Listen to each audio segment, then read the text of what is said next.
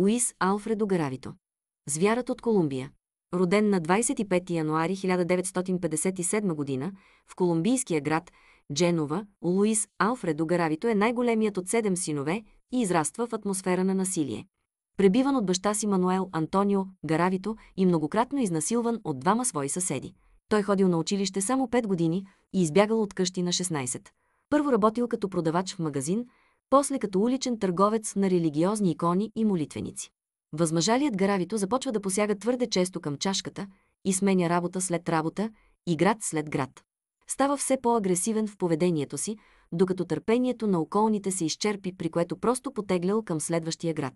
Опитвал да се самоубие поне веднъж и лежал 5 години в психиатрична клиника.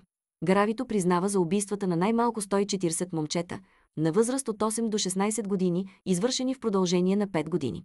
Задържан е на 22 април 1999 година, но не за убийство, а за изнасилването на 12-годишно момче. Полицията и прокуратурата твърдят, че Гаравито е признал за убийства на деца в 54 града в цяла Колумбия, както и в Еквадор. Най-много убийства бил извършил в района на родния си град, в известния с отглеждането на кафе окръг Киндио в западната част на страната. Новината за признанията на Гаравито предизвиква по гнуса, възмущение и страх в цяла Южна Америка. В Колумбия няма смъртно наказание за убийство, но чудовищната същност на престъпленията му кара началника на националната полиция генерал Росо Хосе Серано и много други да призоват правителството да направи изключение. Скитникът Гаравито се сприятелявал с децата и ги отвеждал на дълги разходки, докато се уморят. Тогава ги връзвал за някое дърво с найлоново въже, прерязвал гърлата им и погребвал телата им в плитки гробове. Голяма част от жертвите са изнасилени. По-късно заявил, че е извършил всичките си престъпления под влиянието на алкохол и че е бил обсебен от по-висше същество. Много, ако не и всички от жертвите му са улични хлапета от бедни семейства или разделени от родителите си заради мизерията или политическото насилие, което прогонва от домовете им 1,5 милиона колумбийци за по-малко от десетилетие. Тези деца, мръсни, гладни, мрачни и укъсани, се превръщат в позната гледка по улиците на колумбийските малки и големи градове, където се занимават с просия, продажба на вестници и дъвки или лъскане на обувки. Властите попадат на следите на Гаравито благодарение на един свидетел и хотелска книга за резервации, които го поставят на мястото на много от убийствата. В дома му откриват въже, съвпадащо с онова, с което били връзвани ръцете на жертвите, както и много други улики. Доказателствата, събрани срещу кестенявия и зеленоок Гаравито, който има дълбок белег на лявата си ръка, са толкова солидни, че предизвикат самопризнанията му. Полицията разравя масовия гроб на предполагаемите му жертви – 25 момчета, през ноември 1997 година, в дефиле край град Перейра. Първоначално местните сметнали ужасяващата находка за дело на сатанински култ. Властите сформират специална оперативна група, която започва да се натъква на подобни случаи в цялата страна. В Колумбия често изчезват деца, а Гаравито успява да убива толкова дълго, без да бъде засечен, защото никой не забелязвал липсата им или се интересувал къде са. Но признанията му предизвикват лавина от критики от бедните хора, които казват, че полицията е безразлична и корумпирана. Гаравито се подвизавал като уличен търговец, монах, сиромах, инвалид или представител на измислени фондации в помощ на възрастни хора и деца, като по този начин се здобивал с достъп до училищата. От самото начало на убийствата през 1992 година, Гаравито се местел често и прекарва известно време в Еквадор, където властите се опитват да го свържат с още детски убийства. Той е осъден само за 2 престъпления. Съдът в Тунха, столицата на провинция Бояка, осъжда Гаравито за убийството на 14-годишния Силвино Родригес, чието обезглавено и изтерзано тяло е открито в покрайнините на града през юни 1996 година. Намират го за виновен и в опита за изнасилване на 12-годишно момче в западния град Вилависенсио през април 1999 година. Престъплението довело до неговия арест. Съдията дава на Гаравито най-строгата присъда в страната – 60 години затвор. Но тя е намалена на 52 години и 6 месеца, защото Гаравито сключва сделка, съгласявайки се да не оспорва обвиненията, повдигнати срещу него. Луис Алфредо Гаравито е един от серийните убийци с най-висок брой доказани жертви. В периода 1992-99 година той убива над 200 деца на възраст между 8 и 13 години, с изключение на едно момче-инвалид на 16 години през март 1994. Неговият начин на действие е относително еднакъв. Посред бял ден подмамвал деца с нисък социален статус извън претъпканите части на града в осамотени и обрасли с високи растения места. Гаравито им обещавал пари за някаква лесна работа, наркотици или други предложения. Децата били връзвани, изтезавани, изнасилвани и убивани с поне един разрез на гърлото или чрез удушаване. Гаравито бил пиян по време на убийствата. Дори когато го задържат за опит изнасилване и под фалшива самоличност, не било възможно веднага да се проследят престъпленията му, тъй като Гаравито често сменял местожителството и работата си. Освен това се подстригвал по различни начини и използвал фалшиви имена. Въпреки първоначалната си присъда от 2600 години, много е възможно Гаравито да излезе от затвора в следващите 10-20 години, след като излежи минимум от 25 до максимум 40 години зад решетките. На 22 април 1999 година бездомник вижда в храстите край град Вила Виченцио как мъж се опитва да насили момче. Същия ден таксиметрови шофьори виждат човек, съвпадащ с описанието, дадено от момчето. Мъжът нямал документи за самоличност, но дал името и данните на политик в някакъв малък град. Тъй като по онова време нямало компютърна система, а гражданите не били длъжни да се регистрират по местожителство, твърденията му не могли да бъдат проверени. Когато го попитали на къде се е запътил, той отговорил на полицията, че отива в град, намиращ се в съвсем друга посока от мястото, където твърдял, че живее. Властите го задържали, защото съвпадал напълно с описанието на нападнатото момче. Появява се серия от убийства. През февруари 1998 година 2 голи детски трупа са открити, лежащи един до друг, в покрайнините на град Генуа в Колумбия. Телата били захвърлени върху склона на хълм. На следващия ден, само на метри разстояние, е открит трети труп, този път в силно разложено състояние. Всички тела са с завързани ръце, а около тях са открити многобройни кървави следи, както и нож. Гърлата на жертвите и външните им полови органи са дълбоко наранени или прерязани. По подробния оглед на телата разкрива следи от ухапване и анално проникване. Открита е също и опаковка с лубрикант. Времето на смъртта не могло да бъде установено, а ДНК анализите на събраните проби се оказали твърде скъпо начинание. Понеже по същото време в Колумбия действали няколко серийни убийци, не било ясно дали това не са жертви на Педро Алонсо Лопес. Местопрестъпленията и състоянието на телата обаче не съвпадали с престъпленията на другите серийни извършители. Изготвянето на профил на убиеца не било възможно поради организационни и финансови проблеми. Мъртвите момчета живеели в близкия град, били на възраст 11-13 години и били близки приятели. Идвали от бедни семейства и им се налагало да работят на улицата, продавайки плодове, дъвки и други дреболии, за да помагат на семействата си. Разследващите събрали следната информация. Майката на една от жертвите разказала, че синът й се бил прибрал вкъщи в деня на изчезването си и казал, че отива да помогне на някакъв мъж да превози добитъка си. Другият странен момент бил, че всички момчета изчезват около 10:00 часа сутринта в различни дни. Обяснението идва много по-късно, а именно Гаравито обикновено черпел момчетата с сок и сладкиши в местната сладкарница, проверявал характера им, структурата на кожата, мека, не твърде тъмна, и после ги канел или да отидат с него на разходка, или да му помогнат да пренесе нещо. Гаравито променял не само облеклото си, уличен търговец, просяк, свещеник и други, но и услугата, за която молял жертвите си, според дадената ситуация, да пренесат щайга с портокали, да му помогнат с добитъка, да събират захарна тръстика и така нататък. Обещавал на пристрастените деца наркотици и давал пари на онези, играещи на хазарт. В началото Гаравито просто им предлагал пари, но повечето деца намирали това за подозрително и той променил модела си към смесица от обещания, подплатени с подходяща и малко по-голяма сума пари, обикновено малко повече от онова, което децата изкарвали за един ден. Така хлапетата не казвали на родителите си, с намерението да използват парите за забавление и почивка. Във всички случаи той се стараял да подмами децата надалеч по най-бързия начин, така че да не могат да се отбият у дома преди това. Например, веднъж Гаравито си намира жертва в утрото след Хелоуин, наричан вечерта на децата в Колумбия, предлагайки на детето да му помогне да събере лакомствата, които то било загубило предната вечер. Щателно разследване. Екип от 4 служители от отдела за разследвания към прокуратурата в провинция Армения започва да търси сходни убийства в цяла Колумбия. Докладвани са стотици случаи, но повечето от децата нито били идентифицирани, нито имало описание на нараняванията им.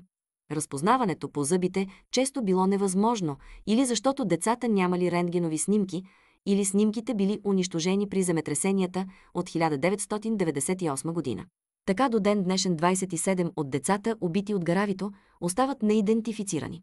В няколко от случаите е направена лицева реконструкция в Института по правна медицина в Богота. Друга серия от убийства на деца на възраст 8-10 години в района на Вале през 1995 година привлича още внимание.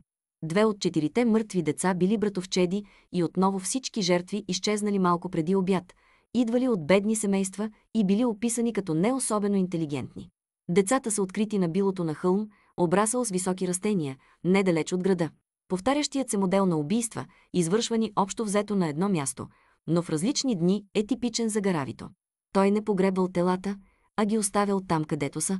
Веднъж, щом открил подходящо място за убийствата, го използвал отново и отново. Децата може би са усещали, че нещо не е наред при пристигането си, но той веднага ги връзвал. Гаравито не можел да се спре дори в опасни ситуации. В ранния следобед на 8 юни 1996 година изчезва момче от град Бояка. То последвало Гаравито на собствения си велосипед. Трупът е открит 5 дни по-късно, обезглавен и с отрязан пенис в устата.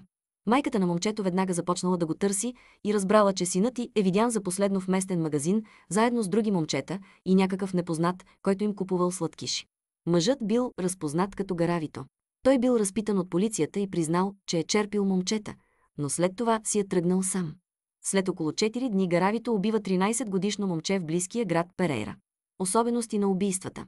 Освен вече изброените неща, обезглавяването, или поне опит за такова, също се явява типичен елемент в действията на Гаравито.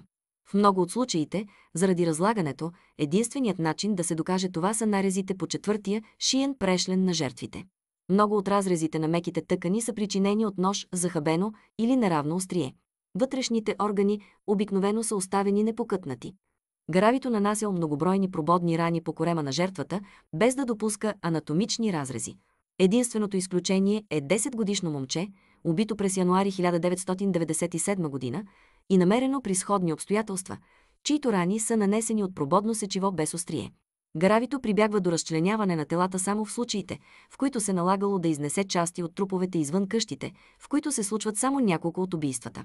Много рядко той слагал телата в торби и ги потапял с камъни във вода. На много от местопрестъпленията са открити бутилки от евтино местно шампанско или шнапс. Гаравито обичал да прекалява с алкохола и оставил празните шишета захвърлени, също като телата на жертвите си. Става ясно, че той има навика да разделя подходящите за убиване места на сектори и да убива по едно дете във всеки от тях. Често той изтезавал много бавно децата, които връзвал така, че все още да могат да направят няколко крачи, но без да могат да избягат. Аналното проникване се наблюдава в почти всички случаи, но не е ясно дали е извършено преди или след смъртта. След залавянето си Гаравито рисува по памет прецизни карти, показващи точното местонахождение на телата. Повечето от престъпленията са извършени в или около уикендите, когато децата имат навика да се мотаят из местните пазари. Гаравито подмамвал децата през деня, за да не допусне паниката на родителите, ако те не се приберат за вечеря, както и за да избегне подозрения за лъжливите услуги, които искал от жертвите си. Преди Гаравито да направи самопризнанията си, обществото все още не допускало идеята, че един убиец е отговорен за престъпленията. Затова в обичайни заподозрени, въпреки че нямало индикации за това, се превръщат сатанисти или други тайни общества.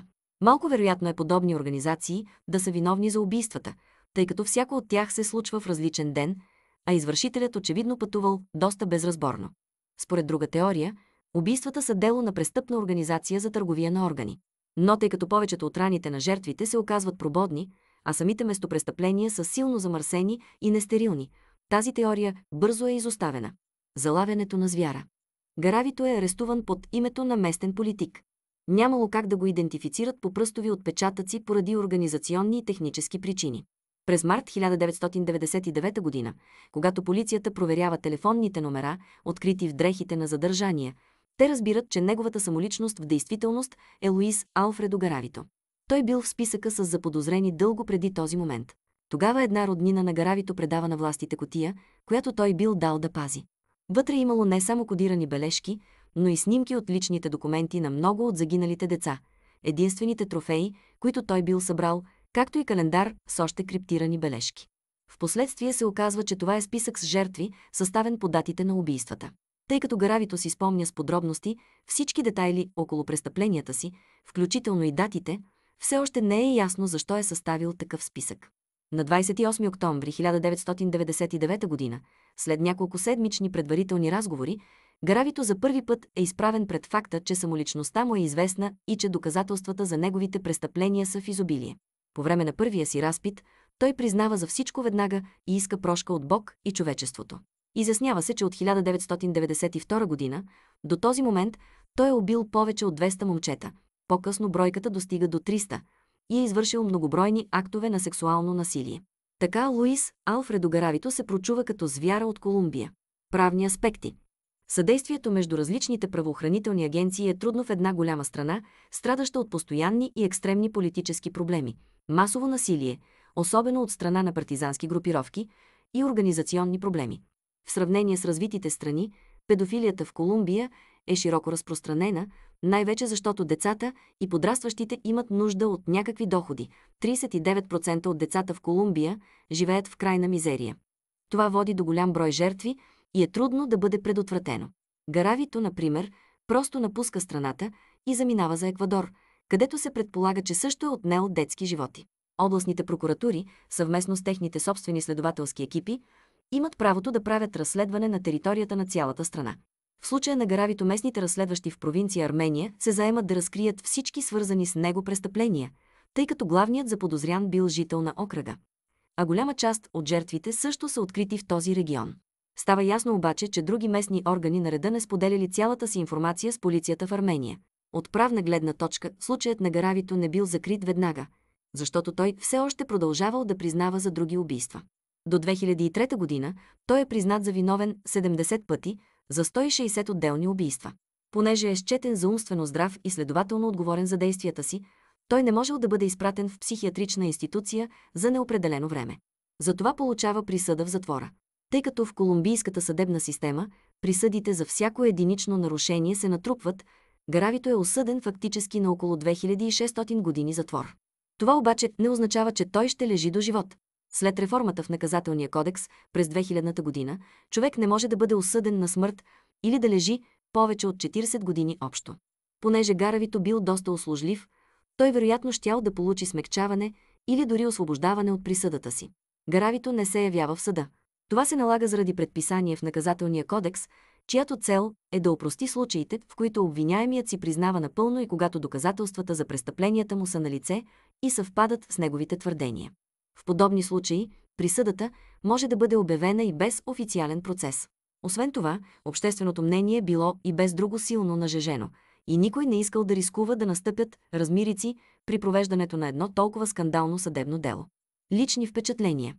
Гаравито е държан отделно от останалите затворници, защото властите се страхуват, че в противен случай незабавно ще бъде убит. Самият той се страхува да не бъде отровен и приема напитки само от определени хора. Пазачите му се разбират добре с него, тъй като той е спокоен и общува с тях без никакво стеснение. Гаравито не покрива стереотипа на интелигентния сериен убиец в няколко отношения. Високият брой на жертвите му от една страна се обяснява с неговия наистина умел подход към социална адаптация и умението му да сменя облеклото си, освен очилата така, че да се слива с обстановката. Това изглежда му се отдава по естествен начин или е добре заучен навик. Той не прави впечатление на човек, играещ някаква добре репетирана роля. Единственото нещо, което никога не се променя, е рамката на очилата му, направена от червена пластмаса. От друга страна, високият брой на жертвите му се дължи също на хаотичната и жестока действителност в Колумбия. Никой не би се усъмнил, ако решите се представите за уличен търговец, като само се снабдите с каруца и някакви плодове за продан. По този начин, за един колумбиец е много лесно да се слее с обстановката, особено в оживлението на местните пазари, както правил Гаравито. Благодарение на ширещата се мизерия, децата са склонни да приемат всякакви предложения за работа. Друго наблюдение, оспорващо евентуалната интелигентност на Гаравито, е, че той не умее да следва нишката на мисълта си. Скача от една тема на друга и дори да започне разговор, който му се струва интересен, сменя темата буквално след секунди или минути. Гаравито никога не е подлаган на каквато и да е терапия и затова не е свикнал да говори за лични неща, дори когато разбира, че това би му помогнало. Например, едно от първите неща, за които разговаря с криминалния психолог доктор Марк Бенеке, е статия от популярно списание, която намирал за много интересна. Дори бил написал бележки отстрани. В статията ставало въпрос за деца, тормозени от родителите си. Когато Бенеке го запитал какво е привлякло интереса му, той отказва категорично да засегне този въпрос и сменя темата, сякаш въобще не го е чул. Това подкрепя теорията на полицията, че той е бил насилван като дете.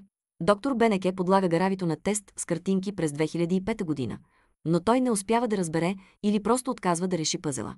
От криминалистична гледна точка е забележителна предпазливостта, с която той избягва да събира трофеи от жертвите си, с изключение на снимките от личните им документи. В същото време, той самият много обича да бъде фотографиран. Притежава много снимки.